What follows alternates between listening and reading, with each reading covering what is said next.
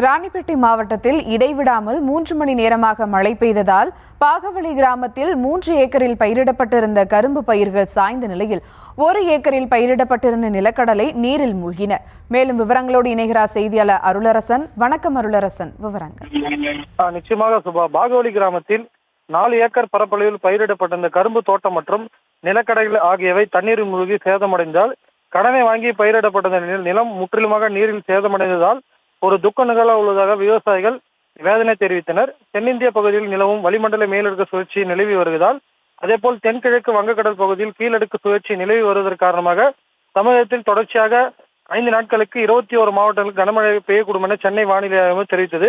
அதன்படி ராணிப்பேட்டை மாவட்டத்தில் நேற்று நள்ளிரவு இடி மின்னல் மற்றும் சூறைக்காற்றுடன் கூடிய கனமழை இடைவிடாமல் சுமார் 3 மணி நேரத்துக்கு மேலாக வெளுத்து வாங்கியது.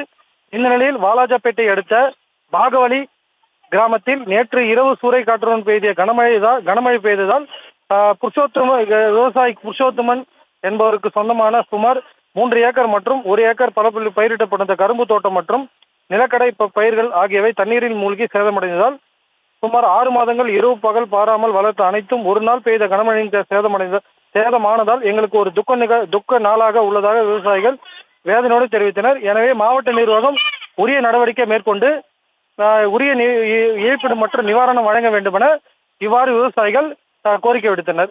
சுபா, விவரங்களுக்கு நன்றி அருளரசன்.